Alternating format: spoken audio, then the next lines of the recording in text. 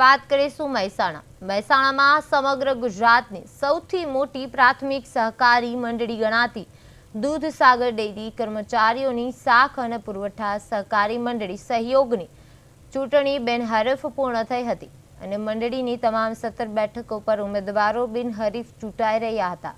હવે દૂધસાગર ડેરીના ચેરમેન અશોકભાઈ ચૌધરીની રાહબરી હેઠળ સહયોગનું નિયામક મંડળ સતત બીજી વખત બિનહરીફ બન્યું હતું।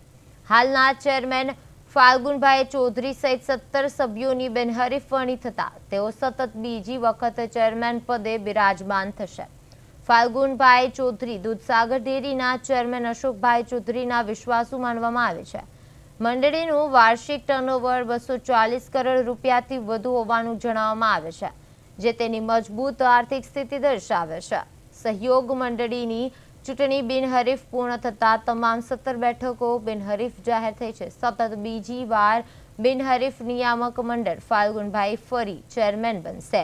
નિશ્ચિત અશોકભાઈ ચૌધરીની રાહબરી સફળ રહી છે।